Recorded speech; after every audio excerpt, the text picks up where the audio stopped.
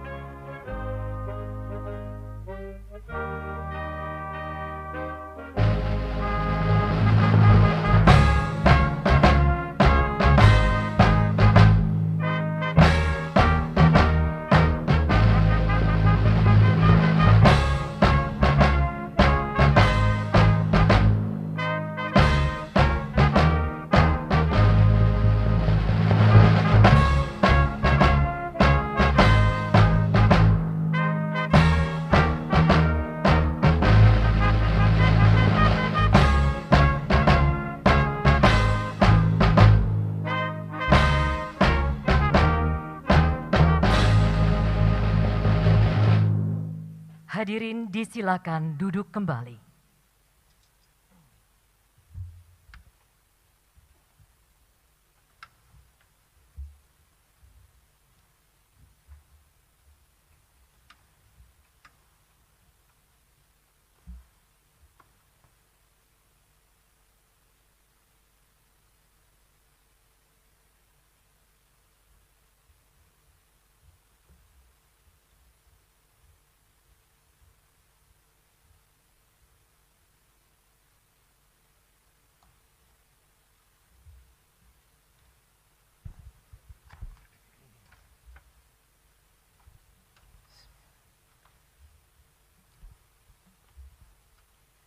Assalamualaikum warahmatullahi wabarakatuh. Salam sejahtera untuk kita semua. Om Swastiastu, Namo Buddhaya, salam kebajikan. Yang kami hormati Bapak Joko Widodo, Presiden Republik Indonesia. Yang saya hormati Bapak Kiai Ma'ruf Amin, Kiai Haji Ma'ruf Amin, Bapak Wakil Presiden. Yang saya hormati Ketua, Wakil Ketua, dan para anggota MPR RI. Yang saya hormati Wakil Ketua dan para anggota DPD RI. Yang saya hormati Ketua, Wakil Ketua, dan para anggota DPR RI. Yang saya hormati Ketua dan Wakil Ketua pimpinan lembaga-lembaga negara.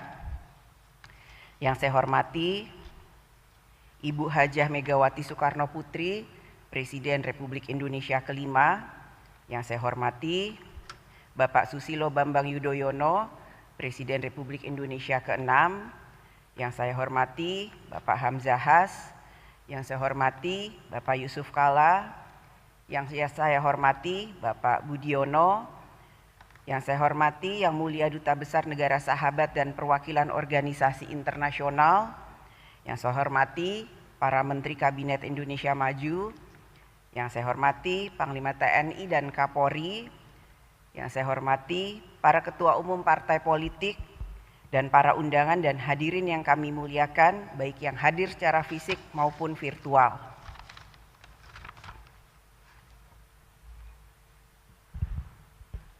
Berapa jumlah kehadiran?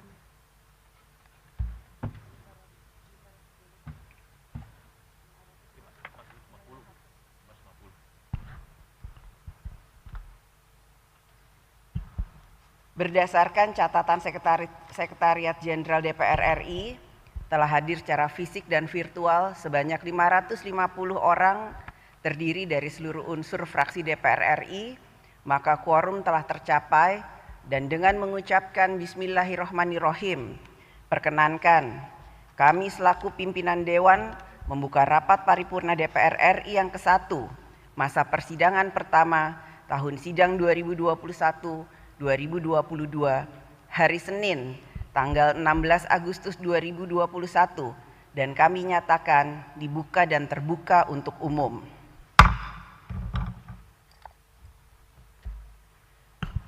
Pandemi COVID-19 yang sudah berjalan hampir 1,5 tahun ini telah mengubah tatanan kehidupan, baik sosial maupun ekonomi di Indonesia. Bahkan di seluruh dunia, tanpa kita ketahui kapan pandemi ini akan berakhir. Sehingga sejalan dengan keputusan pemerintah yang meminta agar kita semua melaksanakan pemberlakuan pembatasan kegiatan masyarakat atau PPKM. Oleh karena itu, rapat paripurna hari ini kita laksanakan dengan prosedur kesehatan yang sangat ketat, sehingga rapat paripurna hari ini hanya dihadiri secara fisik oleh ketua lembaga negara, ketua fraksi dari MPR, DPR, perwakilan subwilayah dari DPD, yang semuanya menjadi perwakilan dari anggota masing-masing, dan perwakilan Kementerian Kabinet Indonesia Maju, serta Panglima TNI dan Kapolri. Adapun undangan lainnya hadir secara virtual. Namun, kehadiran para undangan secara virtual tidak mengurangi keabsahan dan kehikmatan pada rapat paripurna hari ini. Saudara Presiden dan Saudara Wakil Presiden Sidang Dewan yang terhormat.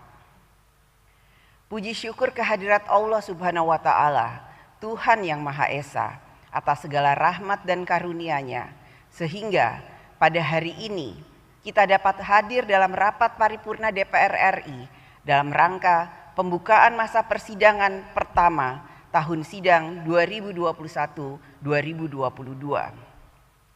Kepada yang terhormat Bapak Ibu anggota Dewan Perwakilan Rakyat Republik Indonesia, atas nama pimpinan kami mengucapkan selamat datang kembali ke ruang sidang DPR RI untuk menjalankan tugas konstitusional. Kita juga ikut berdoa kepada Allah Subhanahu wa Ta'ala, Tuhan yang Maha Esa. Semoga pandemi COVID-19 ini dapat segera berakhir sehingga masyarakat kembali hidup sehat, kembali beraktivitas dalam membangun kehidupannya yang sejahtera, tentram, dan bahagia. Kita juga ikut berdoa agar seluruh anggota masyarakat yang terpapar COVID-19 segera pulih dan kembali hidup sehat bersama keluarga. Amin. Rapat paripurna DPR RI pada hari ini memiliki 2 agenda, yaitu pertama, pidato Ketua DPR RI dalam rangka pembukaan masa persidangan pertama tahun sidang 2021-2022, dan kedua, pidato Presiden Republik Indonesia sebagai pengantar RUU tentang Anggaran Pendapatan dan Belanja Negara atau APBN tahun anggaran 2022 dan nota keuangan. Atas nama pimpinan dan seluruh anggota DPR RI, kami juga menyampaikan ucapan terima kasih, apresiasi, sekaligus ucapan selamat kepada kontingen Indonesia yang telah berhasil meraih medali pada Olimpiade Tokyo 2020. Semoga prestasi yang membanggakan ini dapat dipertahankan dan ditingkatkan, serta menjadi motivasi bagi atlet Indonesia dan seluruh anak bangsa lainnya dalam berprestasi dan mengharumkan nama Indonesia di kancah internasional. Esok hari, tanggal 17 Agustus 2021, rakyat Indonesia akan memperingati Hari Kemerdekaan Republik Indonesia yang ke-76. Prestasi para atlet Indonesia pada Olimpiade kali ini sungguh menjadi hadiah ulang tahun yang indah untuk perayaan kemerdekaan. Sesuai dengan tema peringatan Hari Kemerdekaan tahun ini, yaitu Indonesia Tangguh, Indonesia Tumbuh, maka para atlet kita telah menunjukkan bagaimana nilai-nilai ketangguhan dan semangat pantang menyerah dapat membuahkan prestasi yang manis. Saya yakin apabila seluruh anak bangsa dan komponen bangsa bersatu, maka kita akan menjadi kekuatan Indonesia yang tangguh dalam mewujudkan tujuan bernegara maupun dalam menghadapi berbagai tantangan bangsa dan negara. Saudara Presiden dan Saudara Wakil Presiden, sidang Dewan yang terhormat. Sejak kasus pertama COVID-19 diumumkan pada tanggal 2 Maret 2020 hingga saat ini, pandemi COVID-19 telah memasuki bulan ke-17. Dalam kurun waktu tersebut, seluruh masyarakat Indonesia merasakan dampak yang sangat merugikan dari pandemi COVID-19. Hampir seluruh aktivitas masyarakat berhenti dan berdampak pada menurunnya derajat kesejahteraan rakyat, baik di bidang kesehatan, sosial, ekonomi, dan budaya. Dalam menghadapi situasi pandemi COVID-19 dan dampaknya yang luas, negara tidak bisa berpasrah diri. Negara harus melakukan upaya-upaya terbaik agar negara dapat tetap menjalankan tugas-tugas tujuan bernegara, yaitu untuk melindungi segenap bangsa Indonesia dan seluruh tumpah darah Indonesia, memajukan kesejahteraan umum, mencerdaskan kehidupan bangsa, dan ikut melaksanakan ketertiban dunia. DPR RI dapat mengapresiasi upaya pemerintah yang cepat dalam menghadapi situasi pandemi COVID-19 dan dampaknya yang luas. Dengan berbagai kebijakan dan program yang telah dilakukan, pemulihan di bidang kesehatan, pemulihan sosial, pemulihan ekonomi, dan penyelamatan perekonomian sosial. Kedepan, pemerintah agar dapat meningkatkan kinerjanya, karena kehadiran negara semakin diharapkan oleh rakyat untuk dapat melindungi kehidupan dan masa depannya. DPR RI memiliki komitmen yang tinggi untuk ikut melakukan upaya-upaya terbaik melalui fungsi legislasi, anggaran, dan pengawasan dalam mengatasi pandemi COVID-19 dan dampaknya, serta dalam memastikan tugas-tugas negara tetap dapat berjalan dengan baik. Oleh karena itu, pada masa sidang ini, DPR RI akan mengoptimalkan pelaksanaan tugas konstitusionalnya secara efektif. Dalam melaksanakan fungsi legislasi, pada masa sidang ini, DPR RI akan memfokuskan pada penyelesaian sejumlah pembahasan rancangan undang-undang pada tingkat pertama bersama pemerintah, yaitu antara lain rancangan undang-undang tentang perlindungan data pribadi, rancangan undang-undang tentang penanggulangan bencana, rancangan undang-undang tentang perubahan kelima atas Undang-Undang Nomor 6 Tahun 1983 tentang ketentuan umum dan tata cara perpajakan, rancangan undang-undang tentang hubungan keuangan antara pemerintah pusat dan pemerintah daerah, rancangan undang-undang tentang jalan, rancangan undang-undang tentang badan usaha milik desa, dan rancangan undang-undang tentang sistem keolahragaan nasional. Selain itu, DPR RI bersama pemerintah akan mempersiapkan pembahasan rancangan undang-undang lainnya yang telah menjadi komitmen bersama DPR RI dan pemerintah di dalam Program Legislasi Nasional atau Prolegnas Prioritas tahun 2021. Capaian dalam pembentukan undang-undang yang telah ditetapkan dalam Prolegnas akan menjadi perhatian masyarakat dan bahkan menjadi penilaian atas kinerja DPR RI. Pembentukan undang-undang merupakan pekerjaan kolektif yang ditempuh melalui pembahasan bersama antara DPR RI dan pemerintah.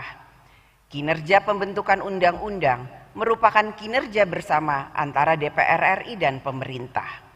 Dalam pembahasan membentuk undang-undang, DPR RI dan pemerintah dituntut agar selalu cermat dan mempertimbangkan berbagai pendapat, pandangan, kondisi, situasi, serta kebutuhan hukum nasional, sehingga kebutuhan waktu dalam pembahasan suatu undang-undang akan sangat ditentukan dengan tingkat kompleksitas, dan perbedaan pandangan terkait substansi undang-undang yang dibahas.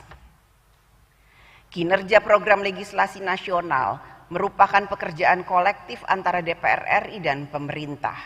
Oleh karena itu, agar menjadi perhatian bersama antara DPR RI dan pemerintah dalam mencapai target prolegnas, DPR RI memiliki komitmen yang tinggi dalam menuntaskan prolegnas untuk memenuhi kebutuhan hukum nasional dan dalam mendukung penyelenggaraan negara. Dalam pelaksanaan fungsi pengawasan, DPR RI melalui alat kelengkapan Dewan akan melakukan rapat-rapat bersama dengan mitra kerja maupun panitia kerja dalam kerangka menjalankan prinsip checks and balances terhadap pemerintahan. Pengawasan DPR RI masih akan fokus pada penanganan pandemi COVID-19 dan dampaknya. DPR RI akan memastikan bahwa negara hadir untuk memberikan perlindungan kepada rakyat dalam menghadapi pandemi COVID-19. Hal-hal yang menjadi perhatian antara lain adalah sebagai berikut. Pertama, penanganan di bidang kesehatan. Pemerintah agar melakukan percepatan vaksinasi secara merata di seluruh wilayah tanah air, meningkatkan testing, tracing, dan treatment, mengoptimalkan pelaksanaan kebijakan PPKM untuk dapat mengurangi penyebaran pandemi COVID-19, pengawasan pemerintah terhadap kedatangan warga negara asing atau WNA di saat PPKM. Kedua, penanganan dampak pandemi COVID-19. Pemerintah agar mengantisipasi masyarakat yang terkena dampak penurunan kesejahteraan, berkurangnya pendapatan dan daya beli, PHK, dan dampak ekonomi lainnya. Penanganan pemerintah terhadap anak yatim piatu yang disebabkan oleh pandemi COVID-19, program dan penyaluran bansos agar dilakukan secara tepat waktu, tepat guna, dan tepat sasaran. Ketiga, pelayanan publik pada masa pandemi COVID-19. Pemerintah agar tetap menjalankan pelayanan publik yang optimal bagi rakyat. Pelayanan rumah sakit untuk masyarakat yang berobat bukan karena COVID-19, pendidikan, transportasi, perizinan, sertifikasi, dan lain sebagainya agar tetap dapat berjalan dengan memperhatikan protokol kesehatan. Keempat, sinergi pemerintah pusat dengan pemerintah daerah. DPR RI ikut memberikan perhatian pada sinergi antara pemerintah pusat dan daerah dalam mengimplementasikan anggaran dan program penanganan pandemi COVID-19. Diperlukan pola kerjasama yang efektif antara pemerintah pusat dan pemerintah daerah, sehingga rakyat dapat memperoleh manfaat yang sebesar-besarnya.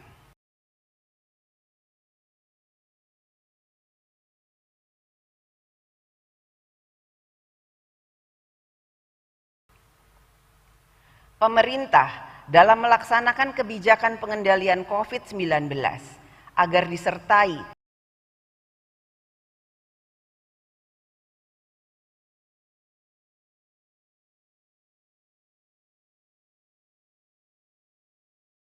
dengan aturan yang jelas,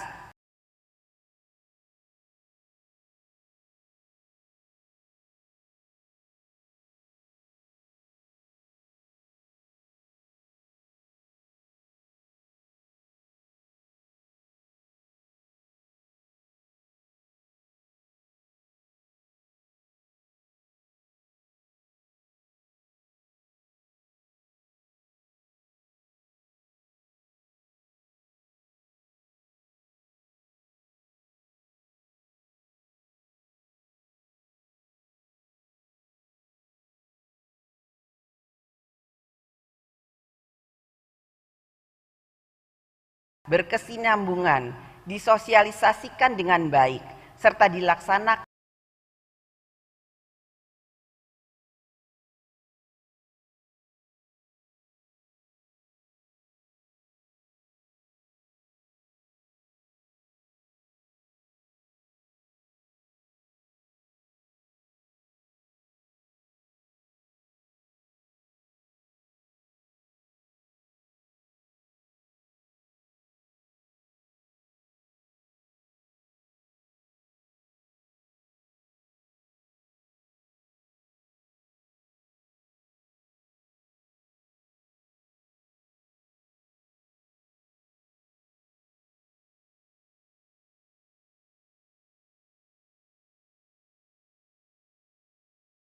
dilaksanakan secara disiplin.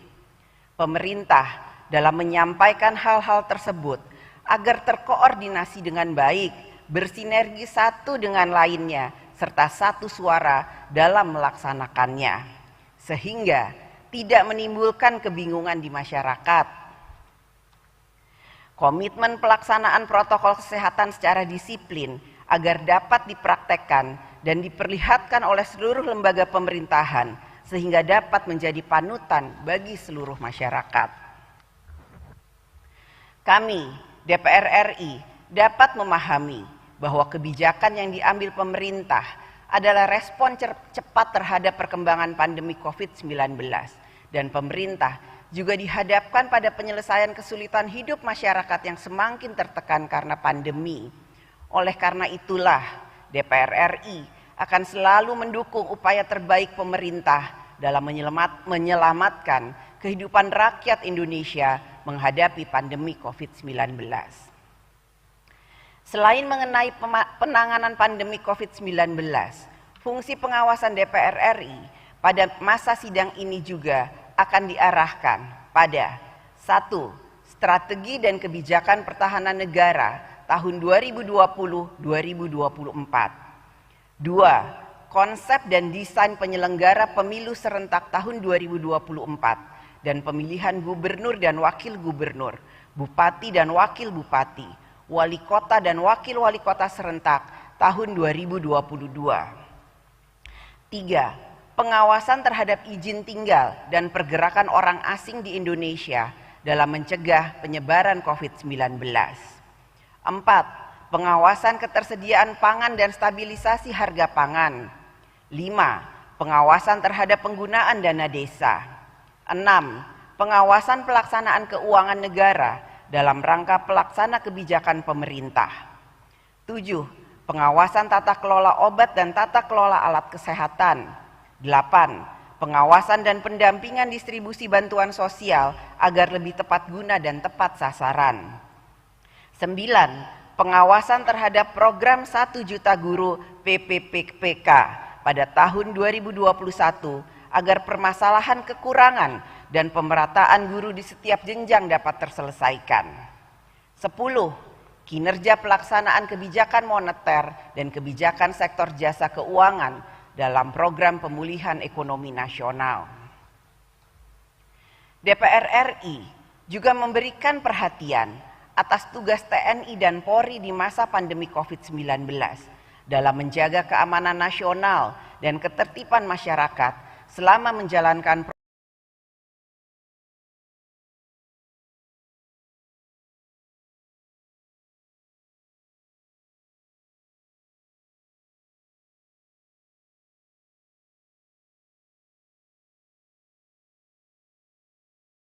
protokol kesehatan maupun pemberlakuan pembatasan kegiatan masyarakat atau PPKM. Menjadi harapan kita semua agar setiap personil TNI dan Polri dapat menampilkan sosok aparat negara yang humanis dalam melindungi, mengayomi, memberikan rasa aman bagi rakyat dan menjadi kekuatan dalam menjaga persatuan dan kesatuan seluruh anak bangsa di dalam Negara Kesatuan Republik Indonesia. Dalam rangka peringatan Hari Anak Nasional 2021, DPR RI memandang penting untuk memberikan perhatian pada tumbuh dan berkembangnya anak di masa pandemi COVID-19 saat ini. Pembatasan kegiatan dan sosial selama situasi pandemi COVID-19 ini telah berdampak langsung terhadap sosialisasi anak-anak kita. Oleh karena itu, pada Hari Anak Nasional tahun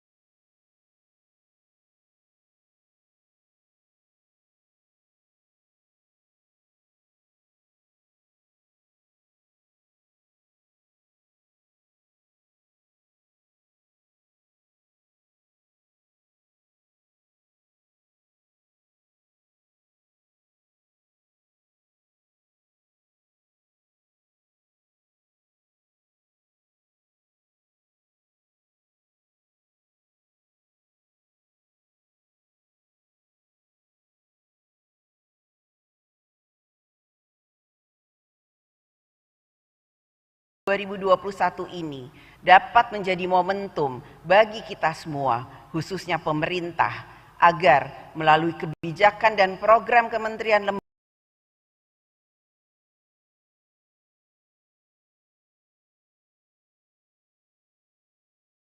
lembaga dapat mengantisipasi kebutuhan perkembangan anak, mulai dari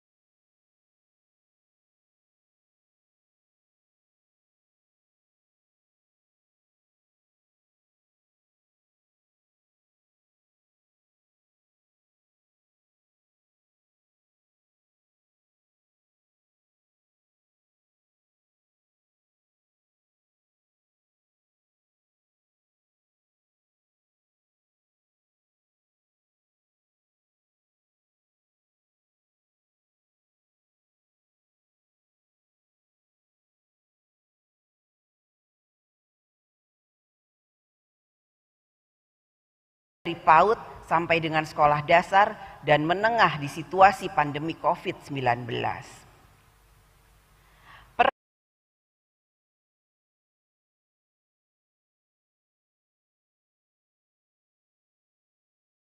Peran diplomasi DPR RI pada masa sidang ini akan diarahkan pada upaya untuk membangun sinergi dan kolaborasi global untuk bersama-sama menghadapi pandemi COVID-19 dan memitigasi krisis global yang berpotensi terjadi. Perjuangan kita bersama masyarakat dunia dalam memerangi pandemi COVID-19 masih akan terus berlanjut. Lonjakan kasus COVID-19 masih akan terjadi. Ratusan juta orang kehilangan pekerjaan, jatuh ke jurang kemiskinan, bahkan terancam kelaparan. Kapasitas produksi vaksin yang terbatas telah mengakibatkan distribusi dan akses terhadap vaksin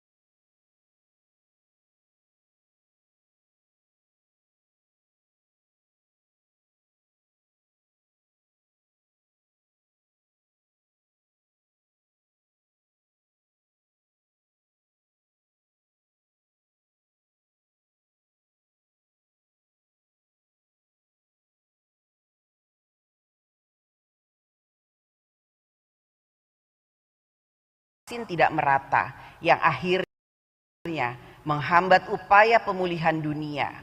Oleh karena itu, dalam berbagai pertemuan forum kerjasama antar parlemen, delegasi DPR RI terus menyuarakan gotong royong global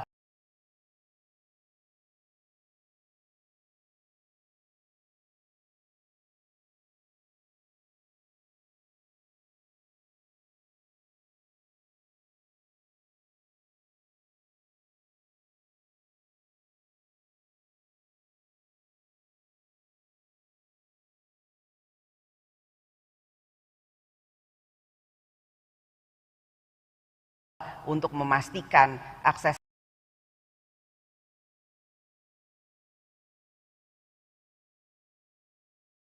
vaksin yang berkeadilan dan merata. Selain itu,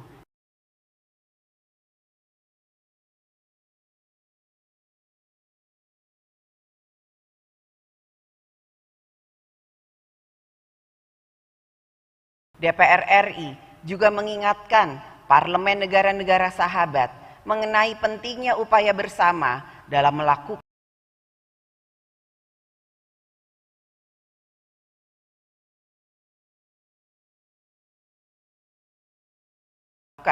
pemulihan ekonomi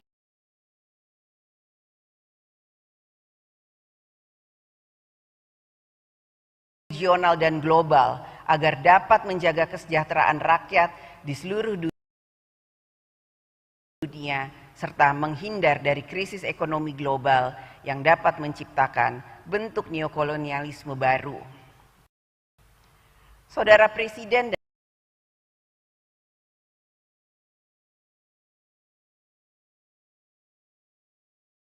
dan Saudara Wakil Presiden, sidang Dewan yang terhormat. Fungsi anggaran DPR RI pada masa sidang ini akan difokuskan pada pembahasan RAPBN tahun 2022.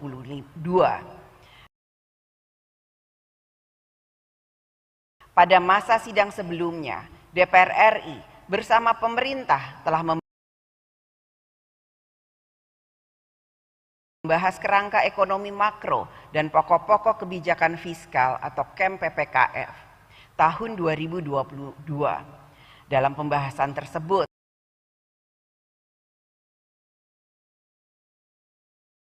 DPR RI dan pemerintah menyadari bahwa RAPBN tahun 2022 akan disusun di tengah situasi ketidakpastian yang tinggi karena disebabkan oleh pandemi COVID-19. Oleh karena itu, diperlukan berbagai antisipasi fiskal pada APBN tahun anggaran 2022.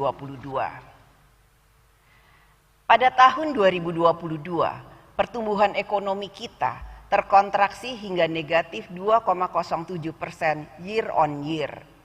Angka kemiskinan pada Maret 2021 kembali meningkat menjadi 2 digit sebesar 10,14% atau bertambah 1,12 juta orang jika dibandingkan Maret 2020.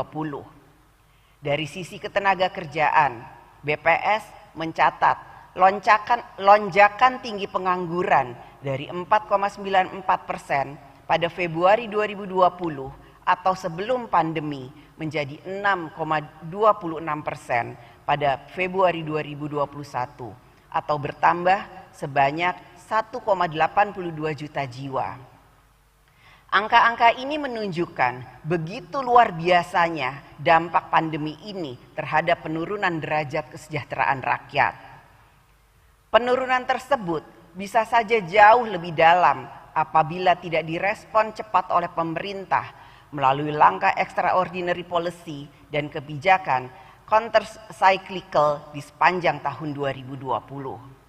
DPR RI mendukung langkah pemerintah yang menerbitkan peraturan pemerintah pengganti Undang-Undang Nomor 1 Tahun 2020 yang kemudian kita sahkan menjadi Undang-Undang Nomor 2 Tahun 2020, termaksud Program Penanganan COVID-19 dan Pemulihan Ekonomi Nasional atau PEN yang masih dijalankan pemerintah hingga saat ini.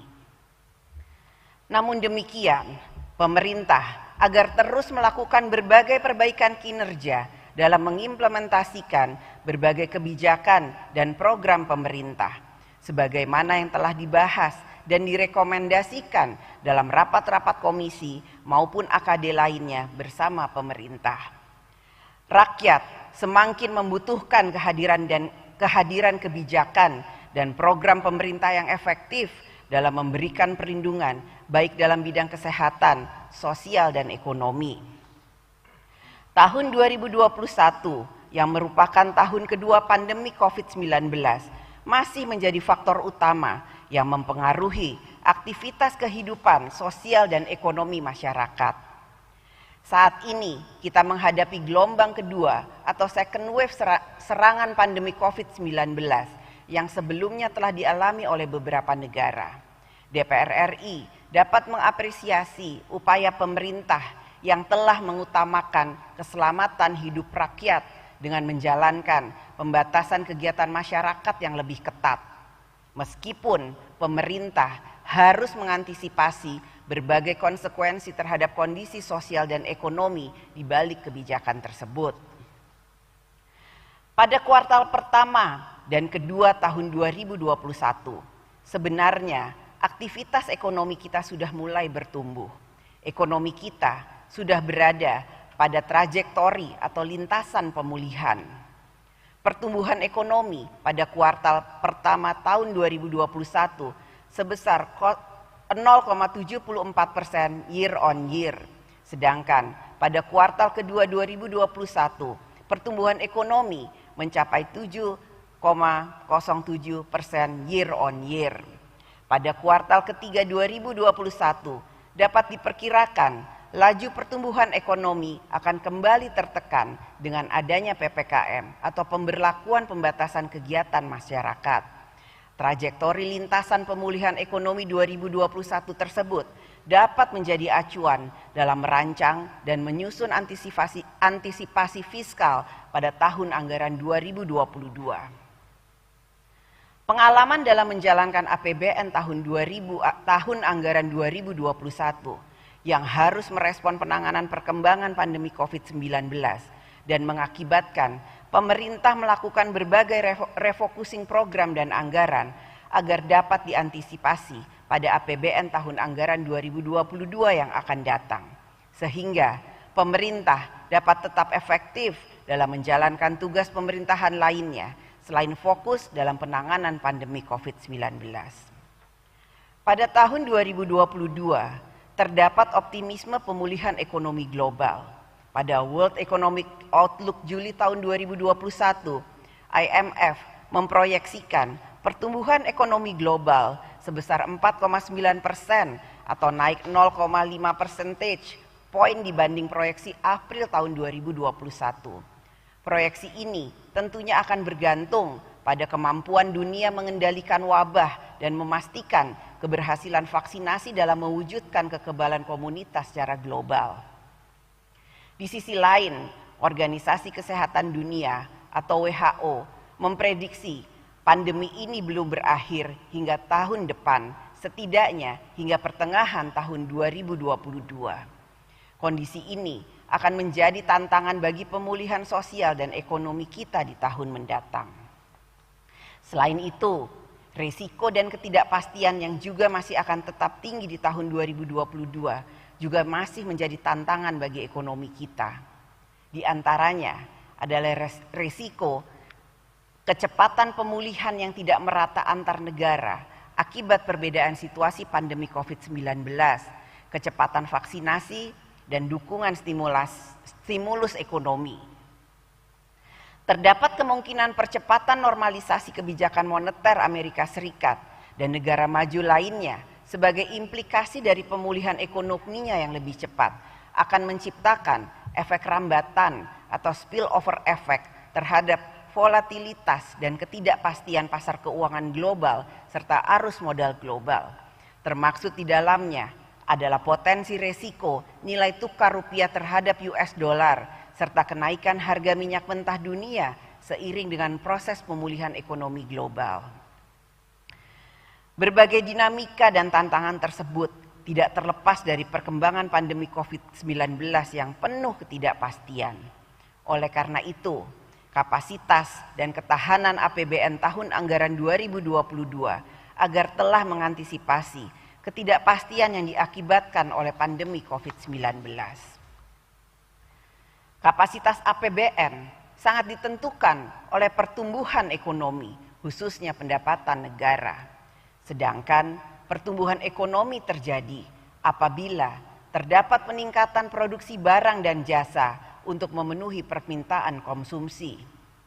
Dengan meningkatnya produksi tersebut juga akan meningkatkan pendapatan masyarakat. Bagaimana produksi dan barang dan jasa dapat berlangsung di tengah situasi pandemi COVID-19? Inilah tantangan yang harus kita hadapi bersama. Oleh karena itu, kebijakan fiskal pada tahun 2020, kami ulangi, oleh karena itu, kebijakan fiskal pada tahun 2022 diarahkan untuk memprioritaskan penanganan sektor kesehatan sebagai kunci keberhasilan pemulihan ekonomi, memperkuat dan menjaga daya beli masyarakat, serta pemulihan UMKM dan dunia usaha. Dalam kondisi APBN yang mengalami penurunan pendapatan negara, meningkatnya belanja untuk penanganan pandemi, dan melebarnya pembiayaan defisit, maka pemerintah agar dapat mengoptimalkan pendapatan negara, inovasi pembiayaan, serta merasionalisasi belanja negara yang memenuhi kualitas spending better. Di bidang perpajakan, pemerintah agar dapat menjalankan pemberian insentif fiskal lebih terarah dan terukur untuk kegiatan ekonomi strategis yang memiliki multiplier efek yang kuat, melakukan perluasan basis pajak melalui perluasan objek pajak dan ekstensifikasi berbasis kewilayahan, melakukan penguatan sistem perpajakan yang lebih sehat dan adil yang disesuaikan dengan perkembangan struktur perekonomian dan karakter sektor usaha, serta melakukan penggalian potensi perpajakan dengan tetap menjaga iklim investasi dan keberlanjutan dunia usaha. Salah satu upaya dalam mengoptimalkan penerimaan pajak adalah pajak pada aktivitas ekonomi berbasis digital. Sebagaimana diketahui, pada saat pandemi ini, ketika berbagai sektor ekonomi mengalami penurunan, ekonomi digital justru pesat. Selain itu, transformasi digital juga semakin luas pada berbagai bidang seperti keuangan, pendidikan, layanan kesehatan, dan lain sebagainya. Pada penerimaan negara bukan pajak atau PNBP, pemerintah agar dapat melakukan optimalisasi pengelolaan sumber daya alam dengan tetap memperhatikan kelestarian lingkungan, optimalisasi pengelolaan aset agar lebih produktif, peningkatan inovasi dan kualitas layanan satuan kerja dan badan layanan umum, optimalisasi penerimaan dividen negara, penyempurnaan kebijakan dan penggalian potensi, serta perluasan pemanfaatan teknologi informasi. Dalam mengelola pembiayaan defisit, pemerintah agar penuh dengan kehati-hatian dalam menjaga rasio utang dalam batas aman dan sesuai dengan undang-undang, meningkatkan efisiensi biaya utang, serta menjaga komposisi portfolio utang yang optimal dalam menjaga stabilitas perekonomian, serta memperhatikan kapasitas fiskal APBN untuk masa yang akan datang. Rasionalisasi belanja negara yang memiliki kualitas spending better ditandai dengan belanja yang efisien, produktif, menghasilkan multiplier efek perekonomian, dan efektif dalam meningkatkan kesejahteraan rakyat. Pemerintah agar menjalankan kebijakan kualitas belanja spending better tersebut secara konsisten dan disiplin untuk semua kementerian dan lembaga. Pemerintah juga agar konsisten dalam menjaga kebijakan belanja pemerintah pusat di kementerian lembaga yang diarahkan pada reformasi SDM, reformasi birokrasi, efisiensi, infrastruktur pelayanan dasar, subsidi tepat sasaran, dukungan pembangunan infrastruktur daerah, dan antisipasi mitigasi bencana. Alokasi program dan anggaran kementerian lembaga harus disiplin diarahkan pada kebijakan tersebut di atas dan telah menjadi komitmen pemerintah yang disampaikan pada saat Kem PPKF. Saudara Presiden dan Saudara Wakil Presiden, sidang Dewan yang terhormat. Selama kurun waktu 17 bulan berada dalam pandemi COVID-19, serta hari-hari ke depan yang juga belum menunjukkan pandemi akan berakhir, telah membawa kesadaran kepada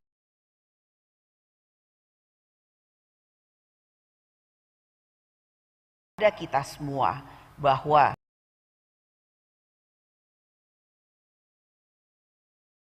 apabila aktivitas masyarakat terus terhenti, maka akan berdampak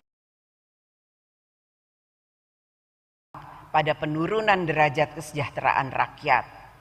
Oleh karena itu, diperlukan kekuatan nasional untuk bekerja bersama, bergotong royong dalam mengatasi pandemi COVID-19, yaitu dengan menjalankan protokol kesehatan secara disiplin, sehingga aktivitas masyarakat di segala bidang dapat berjalan dan pemulihan secara bertahap dapat cepat terwujud.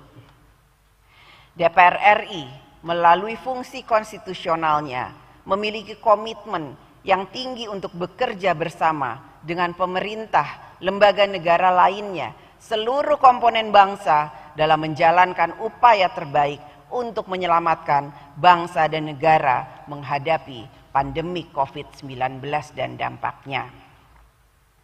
Pada kesempatan ini, DPR RI juga menyampaikan apresiasi kepada seluruh anak bangsa yang telah bergotong royong kerja bersama, baik pemerintah pusat, pemerintah daerah, tenaga kesehatan, TNI, Polri, BUMN, swasta, relawan, maupun rakyat pada umumnya yang telah membangun kekuatan nasional untuk melawan pandemi COVID-19. Saudara Presiden dan Saudara Wakil Presiden, sidang Dewan yang terhormat. Demikian pidato pembukaan masa persidangan pertama tahun sidang 2021-2022. Selanjutnya, marilah kita mendengarkan pidato kenegaraan Presiden Republik Indonesia dalam rangka pengantar rancangan undang-undang tentang anggaran pendapatan dan belanja negara tahun anggaran 2022 beserta nota keuangan.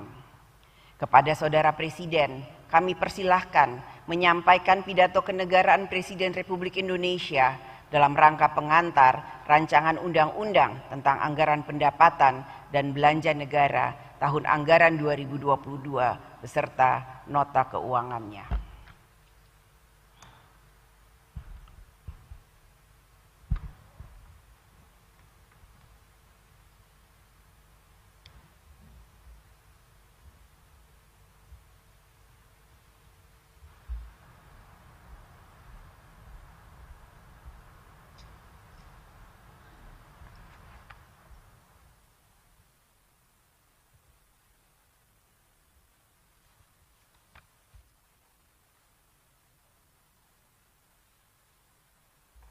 Bismillahirrahmanirrahim. Assalamualaikum warahmatullahi wabarakatuh. Selamat siang, salam sejahtera bagi kita semuanya. Om Swastiastu, Namo Buddhaya, salam kebajikan.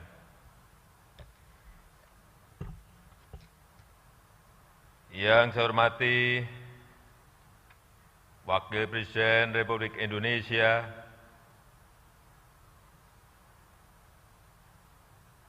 yang saya hormati Ketua, Pimpinan dan Anggota Dewan Perwakilan Rakyat Republik Indonesia, yang saya hormati Ketua, Pimpinan dan Anggota Dewan Perwakilan Daerah Republik Indonesia, yang saya hormati pimpinan dan anggota lembaga-lembaga negara,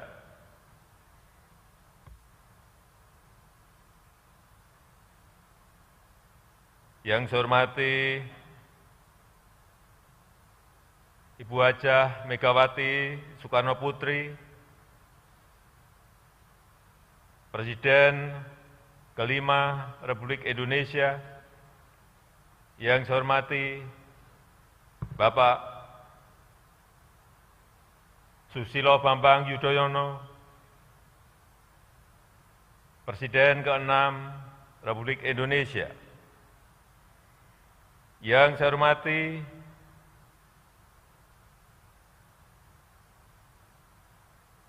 para Menteri Kabinet Indonesia Maju, Kepala Lembaga Pemerintahan, Panglima TNI, Kapolri, dan Jaksa Agung, yang saya hormati hadirin sekalian yang berbahagia, serta saudara-saudara sebangsa dan setanah air.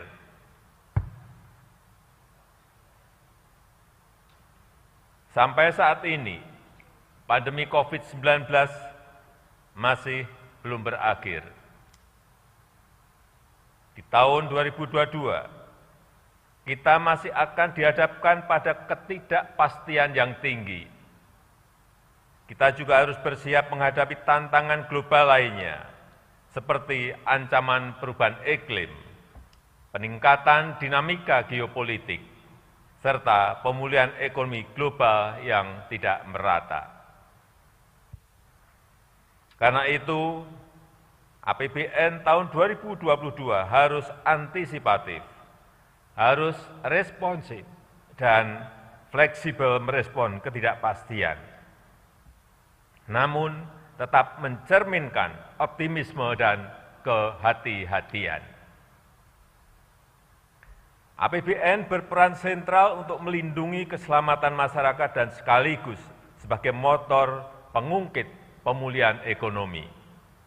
Sejak awal pandemi, kita telah menggunakan APBN sebagai perangkat kontrasiklus, mengatur keseimbangan rem dan gas, mengendalikan penyebaran COVID-19, melindungi masyarakat yang rentan, dan sekaligus mendorong kelangsungan dunia usaha.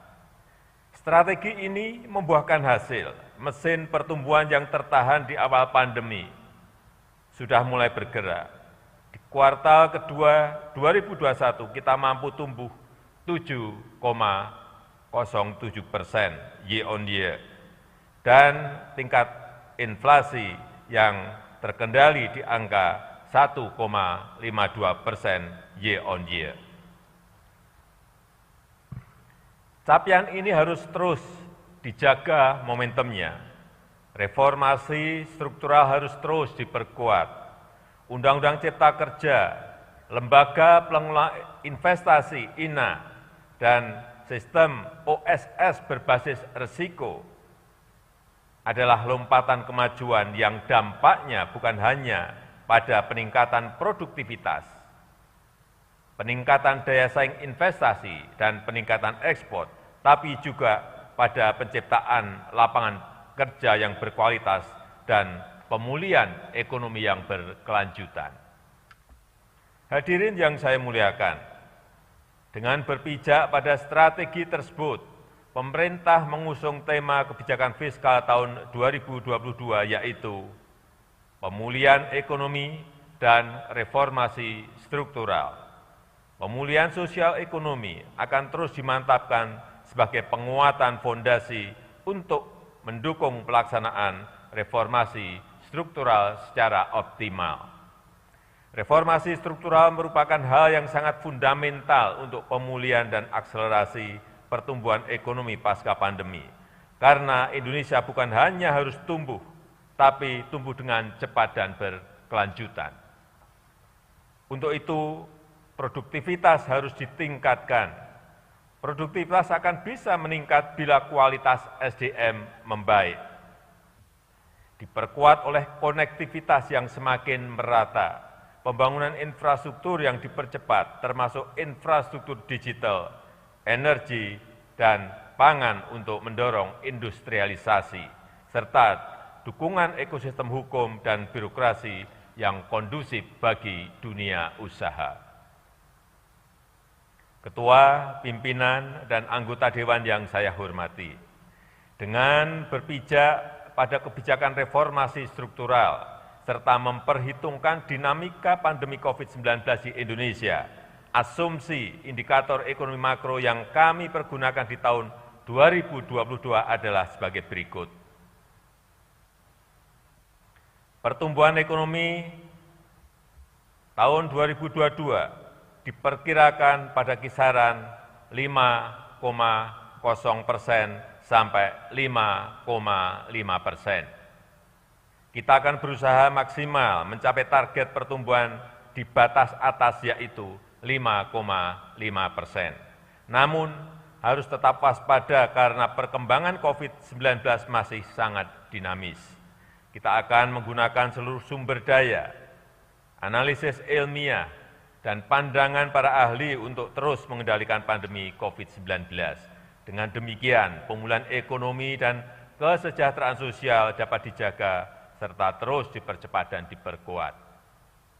Tingkat pertumbuhan ekonomi ini juga menggambarkan proyeksi pemulihan yang cukup kuat, didukung oleh pertumbuhan investasi dan ekspor sebagai dampak pelaksanaan reformasi struktural. Namun, kewaspadaan tetap diperlukan, mengingat ketidakpastian global dan domestik dapat menyumbang risiko-risiko bagi pertumbuhan ekonomi ke depan. Inflasi akan tetap terjaga pada tingkat 3%, menggambarkan kenaikan sisi permintaan, baik karena pemulihan ekonomi maupun perbaikan daya beli masyarakat. Rupiah diperkirakan bergerak pada kisaran Rp14.350 per US dollar, dan suku bunga surat utang negara 10 tahun diperkirakan sekitar 6,82%, mencerminkan fundamental ekonomi Indonesia dan pengaruh dinamika global.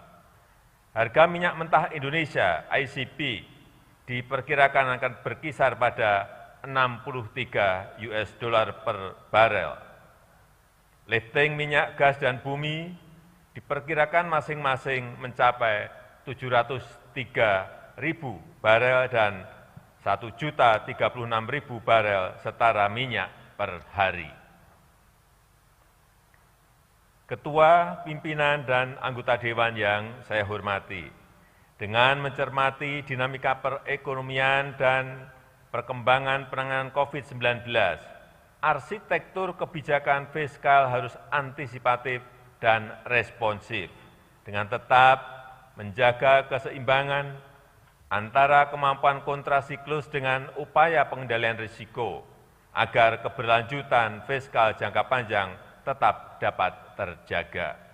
Karena itu, konsolidasi dan reformasi fiskal harus terus dilakukan secara menyeluruh, bertahap, dan terukur, meliputi penguatan sisi penerimaan negara dan perbaikan sisi belanja, serta pengelolaan pembiayaan yang prudent, yang hati-hati, untuk mewujudkan pengelolaan fiskal yang lebih sehat, berdaya tahan, dan mampu menjaga stabilitas perekonomian ke depan.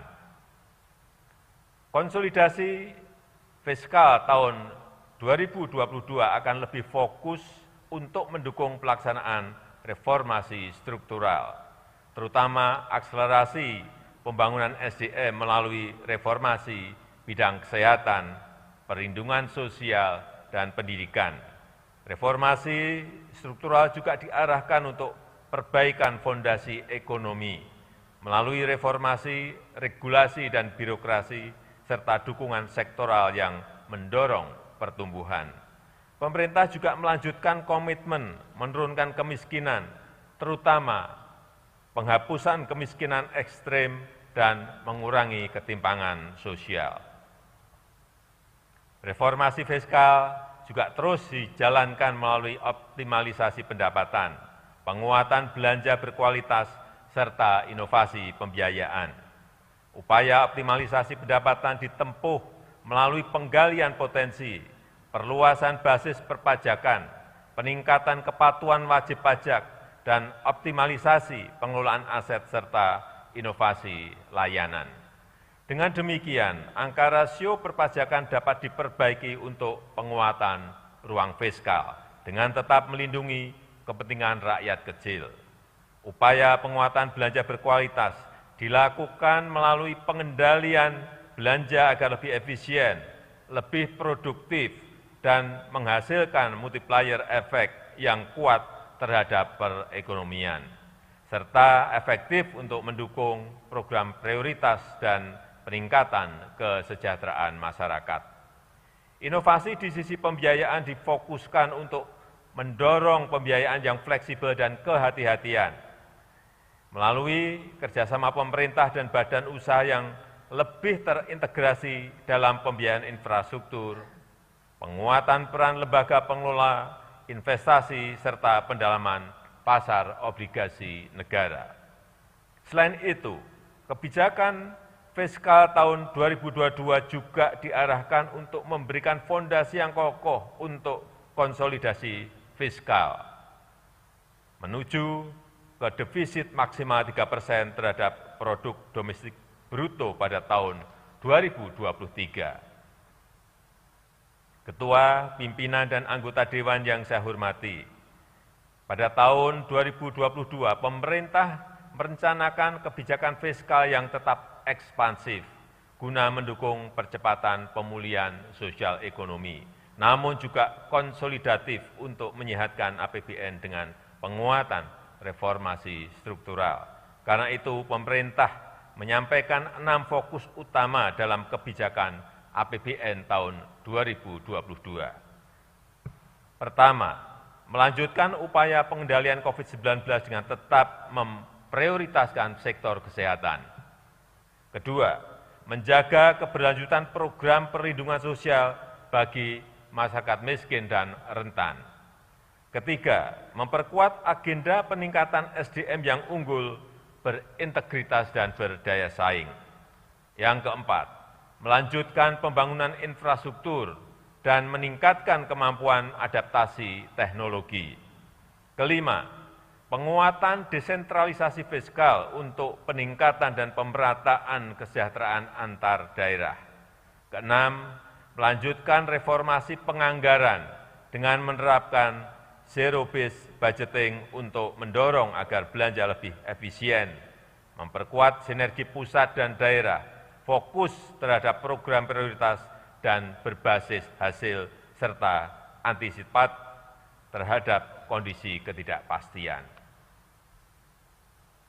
Hadirin yang saya muliakan, belanja negara dalam RAPBN 2022 direncanakan sebesar 2.708,7 triliun rupiah yang meliputi belanja pemerintah pusat sebesar 1.938,3 triliun rupiah serta transfer ke daerah dan dana desa sebesar 770,4 triliun rupiah. Anggaran kesehatan direncanakan sebesar 255,3 triliun rupiah atau 9,4% dari belanja negara. Anggaran tersebut akan diarahkan untuk melanjutkan penanganan pandemi, reformasi sistem kesehatan, dan percepatan penurunan stunting serta kesinambungan program JKN.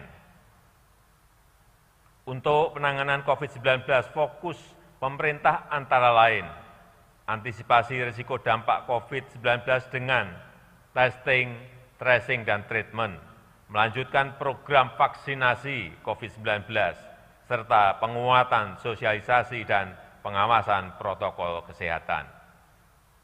Kita harus bisa memanfaatkan pandemi sebagai momentum untuk perbaikan dan reformasi sistem kesehatan Indonesia.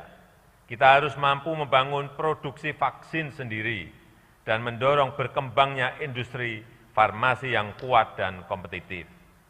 Kita juga harus membenahi fasilitas layanan kesehatan dari hulu sampai hilir, dari pusat hingga ke daerah, transformasi layanan primer, layanan rujukan, peningkatan ketahanan kesehatan, peningkatan kualitas dan redistribusi tenaga kesehatan, serta pengembangan teknologi informasi dalam layanan kesehatan. Pemerintah juga menjaga kesinambungan program JKN serta meningkatkan kualitas layanan JKN. Selanjutnya, percepatan penurunan stunting dilakukan melalui perluasan cakupan seluruh kabupaten kota di Indonesia dengan penguatan sinergi berbagai institusi. Anggaran perlindungan sosial dialokasikan sebesar 427,5 triliun rupiah untuk membantu masyarakat miskin dan rentan memenuhi kebutuhan dasarnya, dan dalam jangka panjang diharapkan akan mampu memotong rantai kemiskinan. Sejalan dengan hal tersebut, untuk mendukung reformasi program perlindungan sosial yang diarahkan pada melanjutkan penyempurnaan data terpadu kesejahteraan sosial di TKS dan mensinergikan dengan berbagai data terkait, mendukung reformasi perlindungan sosial secara bertahap dan terukur, mendukung program jaminan kehilangan pekerjaan sesuai dengan Undang-Undang Cipta Kerja, serta peningkatan kualitas implementasi perlindungan sosial dan pengembangan skema perlindungan sosial adaptif. Untuk peningkatan produktivitas dan kualitas SDM disiapkan anggaran pendidikan sebesar 541,7 triliun rupiah. Pembangunan SDM tetap menjadi agenda prioritas kita. Indonesia harus bisa memanfaatkan bonus demografi dan siap menghadapi disrupsi teknologi. Kita harus menyiapkan SDM yang produktif, inovatif, dan berdaya saing global, dengan tetap mengamalkan nilai-nilai Pancasila, berakhlak mulia, dan menjaga jati diri budaya bangsa.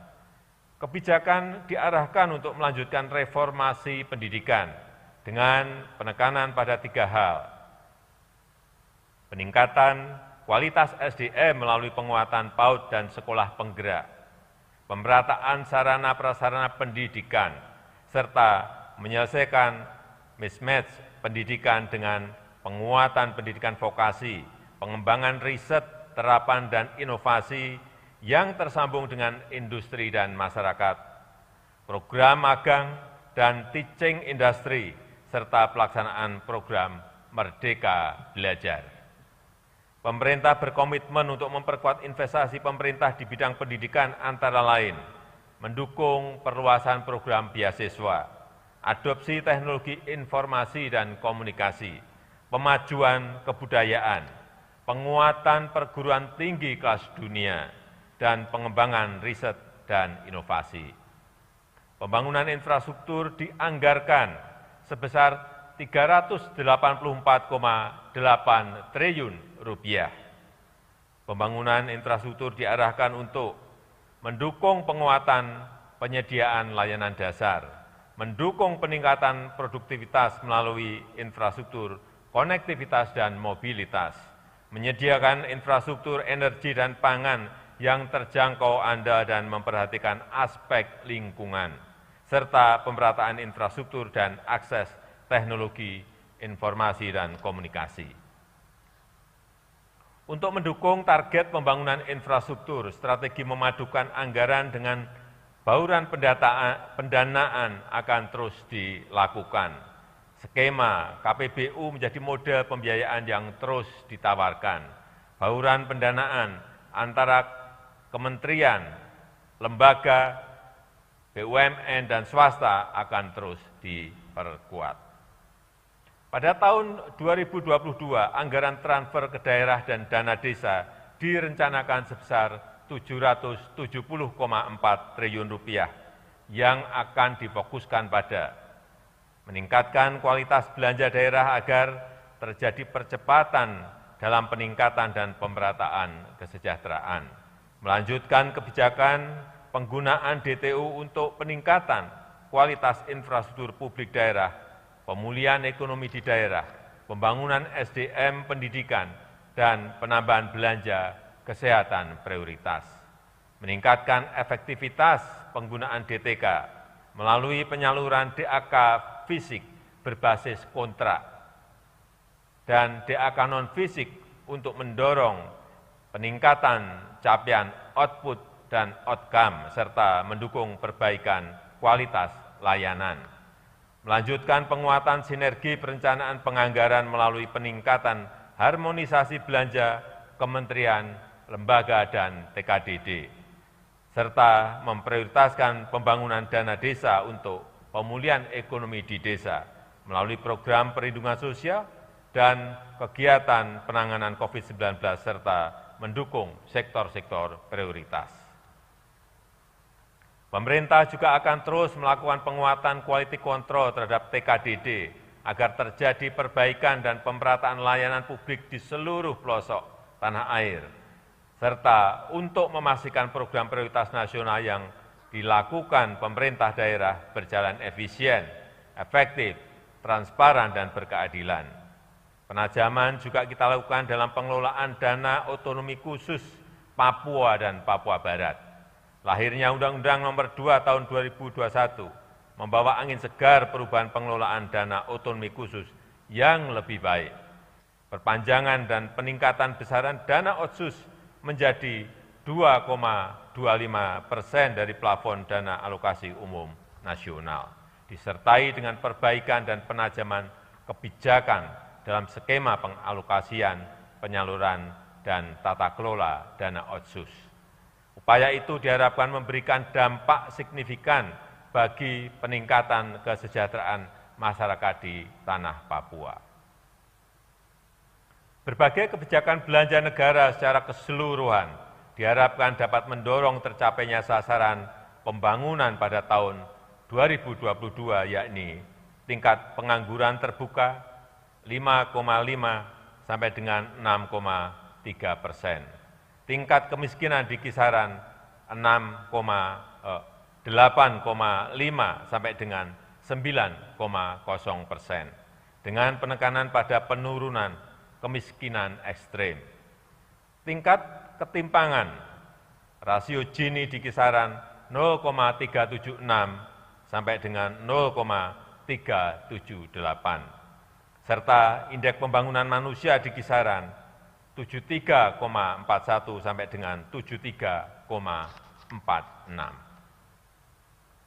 Ketua, pimpinan, dan para anggota Dewan yang saya hormati, untuk mencapai sasaran pembangunan di atas diperlukan peningkatan pendapatan negara pada tahun 2022 menjadi sebesar Rp1.840,7 triliun, yang terdiri dari penerimaan perpajakan sebesar Rp1.506,9 triliun dan penerimaan negara bukan pajak (PNBP) sebesar Rp333,2 triliun.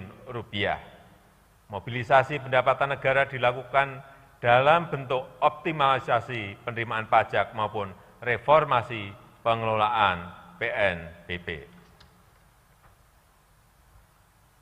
Untuk memperkuat kemandirian dalam pembiayaan pembangunan, kita perlu meneruskan reformasi perpajakan. Reformasi perpajakan bertujuan untuk menciptakan keadilan bagi seluruh rakyat Indonesia. Reformasi perpajakan tersebut dilakukan melalui perluasan basis pajak, peningkatan kepatuhan, serta perbaikan tata kelola dan administrasi perpajakan dalam rangka meningkatkan rasio perpajakan. Selain itu, pemberian berbagai insentif perpajakan yang tepat dan terukur diharapkan mampu mendorong percepatan pemulihan dan peningkatan daya saing investasi nasional serta memacu transformasi ekonomi. Sementara itu, untuk peningkatan PNBP terus dilakukan melalui perbaikan proses perencanaan dan pelaporan PNBP dengan menggunakan teknologi informasi yang terintegrasi, penguatan tata kelola dan pengawasan PNBP, optimalisasi pengelolaan aset, intensifikasi penagihan dan penyelesaian piutang PNBP, serta mendorong inovasi layanan dengan tetap menjaga kualitas dan keterjangkauan layanan. Ketua, pimpinan, dan para anggota Dewan yang terhormat, defisit anggaran tahun 2022 direncanakan sebesar 4,85% terhadap PDB atau Rp868 triliun. Rencana defisit tahun 2022 memiliki arti penting sebagai langkah untuk mencapai konsolidasi fiskal. Mengingat tahun 2023 defisit anggaran diharapkan dapat kembali ke level paling tinggi 3% terhadap produk domestik bruto. Defisit anggaran tahun 2022 akan dibiayai dengan memanfaatkan sumber-sumber pembiayaan yang aman dan dikelola secara hati-hati dengan menjaga keberlanjutan fiskal. Komitmen untuk menjaga keberlanjutan fiskal dilakukan agar tingkat utang dalam batas yang terkendali. Hadirin yang saya muliakan, demikianlah keterangan pemerintah atas rancangan undang-undang tentang anggaran, pendapatan, dan belanja negara tahun anggaran 2022 beserta nota keuangannya.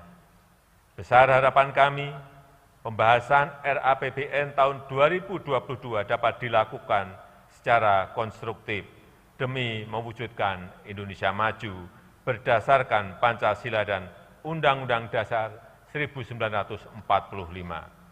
Semoga Allah Subhanahu wa Ta'ala senantiasa memberikan rahmat dan ridho-Nya bagi kita semuanya dalam melaksanakan tugas dan amanah seluruh rakyat Indonesia. Dirgahayu Republik Indonesia, Dirgahayu Negeri Pancasila, Merdeka! Terima kasih. Wassalamualaikum warahmatullahi wabarakatuh. Om Santi Santi Santi Santi Om Namo Buddhaya.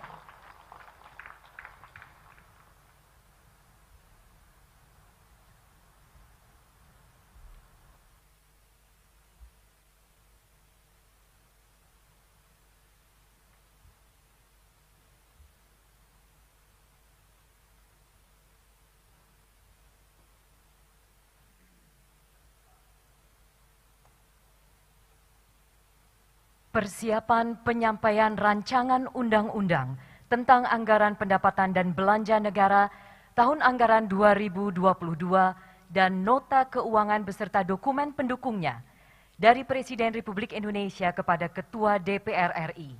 Dilanjutkan dengan penyampaian permintaan pertimbangan DPD RI atas rancangan undang-undang tentang anggaran pendapatan dan belanja negara dan nota keuangan beserta dokumen pendukungnya dari Ketua DPR RI kepada Ketua DPD RI. Ketua DPR RI dan Ketua DPD RI, kami silakan menempati tempat yang telah ditentukan.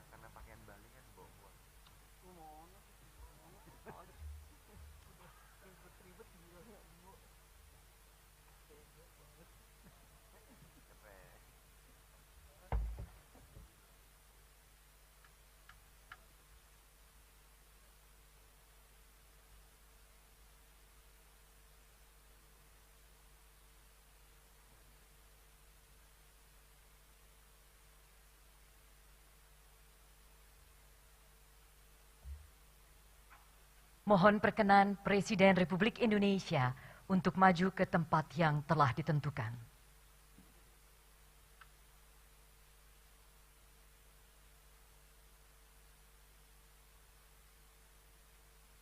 Penyampaian rancangan undang-undang tentang anggaran pendapatan dan belanja negara tahun anggaran 2022 dan nota keuangan beserta dokumen pendukungnya dari Presiden Republik Indonesia dan berita acara serah terima dokumen dari Presiden Republik Indonesia kepada Ketua DPR RI.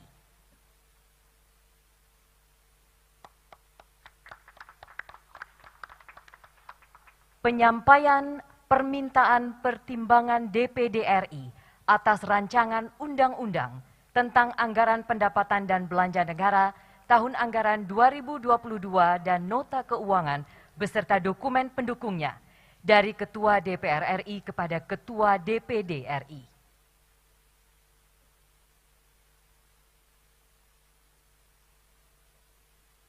Presiden Republik Indonesia, Ketua DPR RI dan Ketua DPD RI, kami silakan kembali ke tempat semula.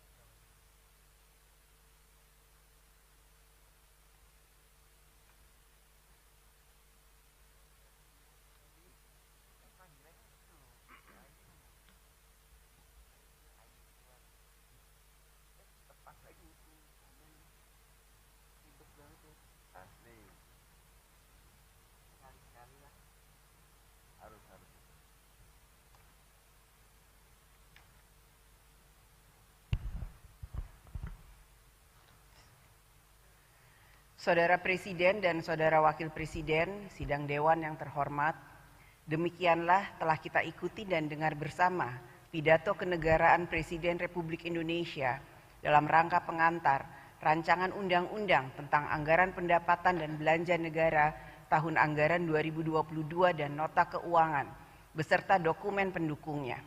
Atas nama seluruh anggota DPR RI, kami mengucapkan terima kasih. Selanjutnya, untuk mengakhiri rapat paripurna hari ini, kami mempersilahkan Saudara Dr. TB Haji Aceh Hasan Syadzili MSI, anggota DPR RI dari fraksi Partai Golkar, untuk membacakan doa.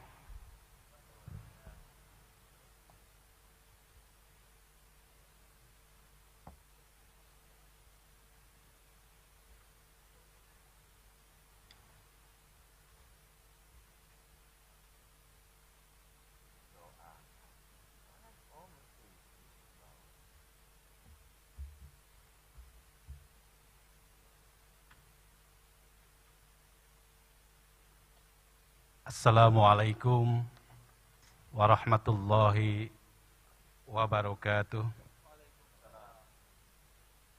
Salam sejahtera untuk kita semua. Shalom, Om Swastiastu, Namo Buddhaya, salam kebajikan. Bapak Ibu hadirin sekalian yang kami hormati, sejenak mari kita sucikan hati kita, menundukkan kepala kita, mengangkat tangan dan bertengadah untuk berdoa memohon kepada Allah Subhanahu wa Ta'ala, Tuhan yang Maha Esa. Izinkan kami memimpin doa dengan tata cara ajaran agama Islam. Bagi yang non-muslim, mohon untuk dapat menyesuaikan sesuai dengan keyakinannya masing-masing. Bismillah, wabillah, wa minallah, wa ilallah, wa alallah, wa fillah, wa la hawla wa la quwata illa billah. Alhamdulillah, alhamdulillahi rabbil alamin, hamdan yuafi ni'amahu wa yukafi mazidah.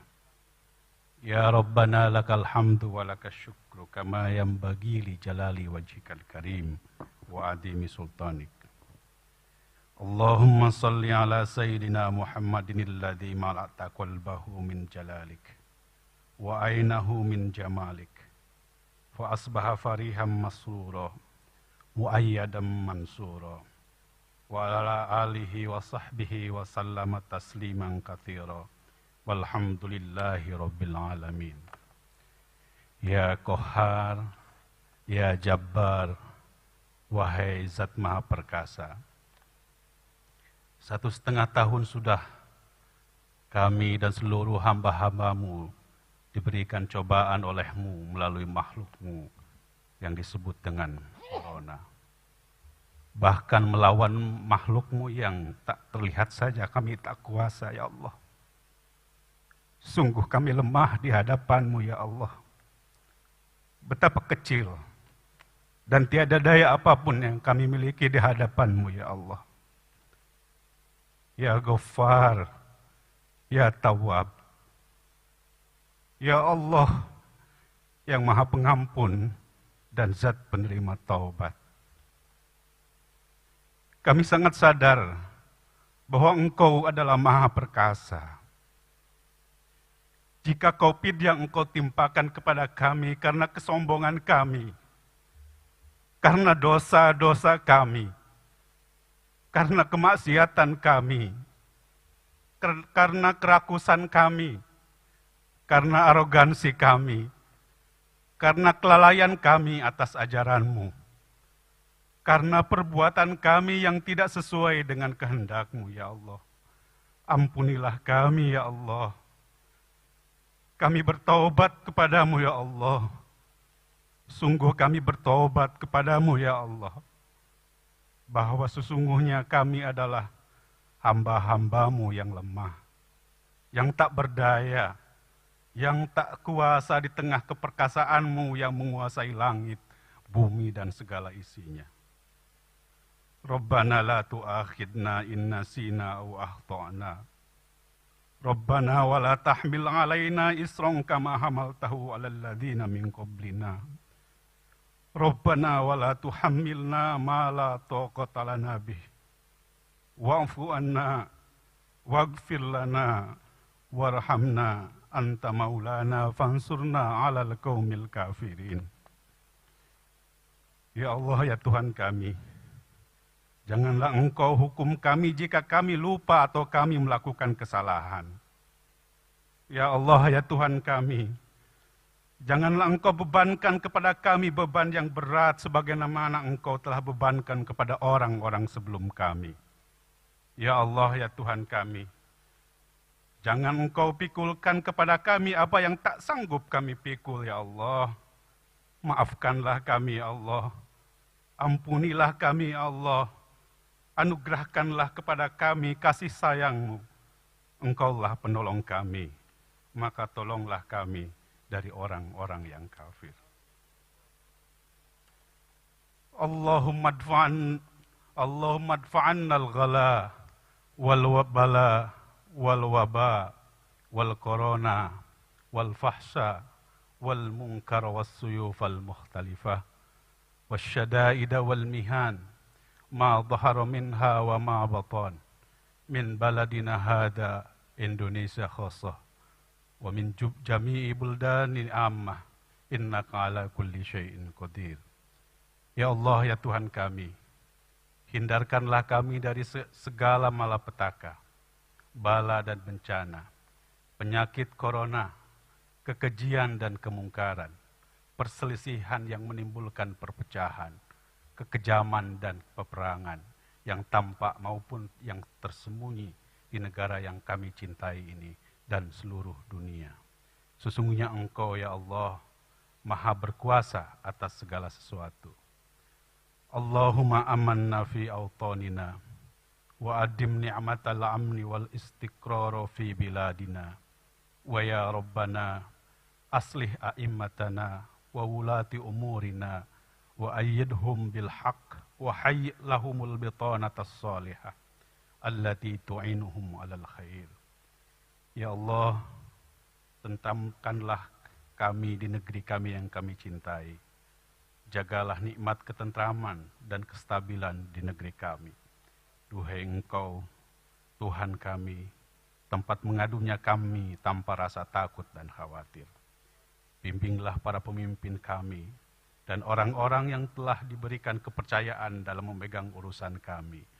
Bantulah mereka dengan kebenaran dan anugerahkanlah bagi mereka orang-orang yang baik yang dapat membantunya untuk berbuat kebaikan. Allahumma waffiqna wa a'immatana lima fihi khairul bilad wal ibad ya dal jalali wal ikram. Ya Allah, bimbinglah kami dan para pemimpin kami untuk kebaikan bangsa kami dan warga negara kami. Wahai Engkau, Sang Pemilik kebesaran dan kemuliaan. Allahumma la tusallit alaina bidhunubina man la yakhafuka fina wa la yarhamuna. Ya Allah, janganlah disebabkan dosa-dosa kami, Engkau jadikan pemimpin kami orang yang tidak takut kepadamu, sehingga Engkau tidak lagi menyayangi kami. Allahumma allif baina qulubina wa aslih data bainina wahdina subulas salam wa najjina minadh dhulumati ilan nur wa jannibnal fawahisa ma dhahara minha wa ma batan. Ya Allah, perbaikilah hubungan di antara kami, satukanlah hati kami, tunjukilah kami kepada jalan keselamatan, selamatkanlah kami dari gelapnya kekufuran menuju cahaya keimanan, dan jauhkanlah kami dari kekejian, baik lahir maupun batin. Ya Allah, ya Tuhan kami, bukakanlah telinga kami, bukakanlah mata hati kami, berikan kemampuan kepada kami untuk melihat dengan mata batin yang penuh ketulusan dan keikhlasan. Luruskan niat kami memiliki cita-cita yang luhur untuk kemaslahatan dan kemajuan bangsa yang kami cintai ini. Ya Allah, ya Tuhan kami, Tuhan penebar cinta, satukanlah pikiran dan hati seluruh anak bangsa ini dalam ikatan cinta. Cinta para pemimpin kepada rakyatnya, cinta segenap rakyat kepada para pemimpinnya, cinta sesama saudara sebangsa, dan cinta kepada sesama umat manusia. Ya Allah, ya Tuhan kami, jagalah Pancasila, jagalah NKRI yang kami cintai ini. Ya Rabbi bil Mustafa, balligh maqasidana, waghfir lana ma madha, ya wasi'al karami. Wahai Tuhanku, dengan syafaat al-Mustafa Nabiyina Muhammad SAW, sampaikanlah tujuan kami. Ampunilah kami dari segala perbuatan di masa lalu, wahai Zat yang sangat luas kemurahannya. Rabbana atina fid dunya hasanah wa fil akhirati hasanah wa qina adzabannar. Subhana rabbika rabbil izzati amma yasifun. Wassalamun alal mursalin walhamdulillahi rabbil alamin. Wallahul muwafiq ila aqwamit thoriq wabillahi taufiq wal hidayah. Wassalamualaikum warahmatullahi wabarakatuh. Om Santi Santi Santi Om Namo Buddhaya.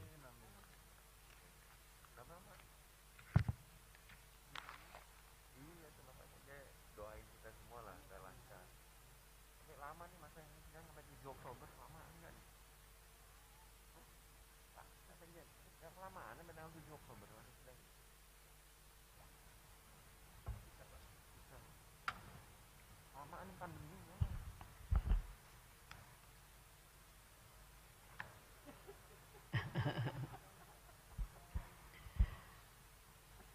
Terima kasih saya sampaikan kepada Saudara Dr. TB Haji Aceh Hasan Sazili MSI dari fraksi Partai Golkar yang telah membacakan doa. Semoga Allah Subhanahu wa taala, Tuhan yang Maha Esa, mengabulkan doa kita bersama. Amin. Dengan telah selesainya pidato kenegaraan Presiden Republik Indonesia dan pembacaan doa, maka selesailah seluruh acara rapat paripurna DPR RI hari ini. Kami mengucapkan terima kasih kepada Saudara Presiden, Wakil Presiden, anggota MPR RI, anggota DPR RI, dan anggota DPD RI, pimpinan lembaga negara, Menteri-Menteri Kabinet Indonesia Maju, Panglima TNI, dan Kapolri, serta seluruh hadirin dan undangan yang hadir secara fisik dan virtual yang telah memberikan perhatian dan dukungannya, sehingga acara ini bisa berjalan dengan baik, tertib, dan lancar. Dan akhirnya, dengan mengucapkan Bismillahirrahmanirrahim, kami atas nama pimpinan DPR RI mengumumkan kepada seluruh rakyat Indonesia bahwa masa persidangan pertama DPR RI tahun sidang 2021-2022 akan dimulai sejak hari ini, Senin 16 Agustus 2021 sampai dengan 7 Oktober 2021. Tugas konstitusional kita telah menanti melalui fungsi legislasi, fungsi anggaran, dan fungsi pengawasan untuk mewujudkan pemerintah negara Indonesia yang melindungi segenap bangsa Indonesia dan seluruh tumpah darah Indonesia untuk memajukan kesejahteraan umum, mencerdaskan kehidupan bangsa, dan ikut melaksanakan ketertiban dunia yang berdasarkan kemerdekaan, perdamaian abadi, dan keadilan sosial. Atas nama pimpinan DPR RI, kami menyampaikan selamat bekerja dan selamat berjuang dalam mengabdikan diri bagi kepentingan rakyat, bangsa, dan negara. Semoga Allah Subhanahu wa taala, Tuhan yang Maha Esa, senantiasa memberikan rahmat dan bimbingannya serta kesehatan bagi kita sekalian. Amin. Terima kasih. Wassalamualaikum warahmatullahi wabarakatuh. Om Santi, Santi, Santi Om. Namo Buddhaya. Merdeka!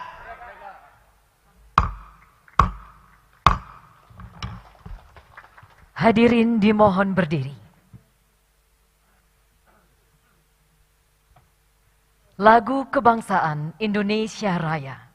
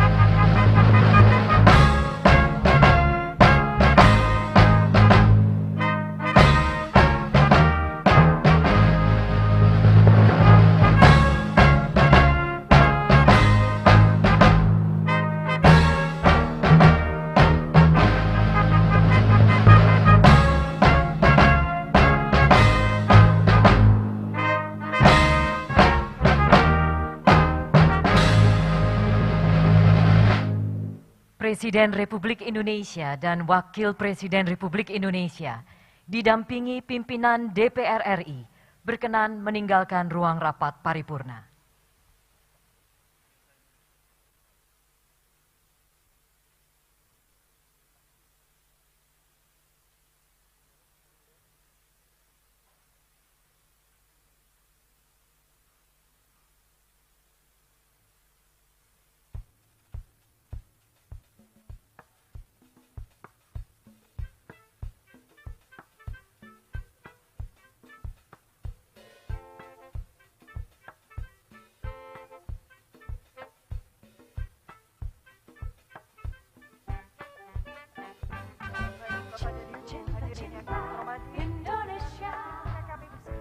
negeri megah yang berkata yang sudah berbagi cahaya yang tanah laut bentang kalau kepulauan buka inilah seorang langit cahaya cinta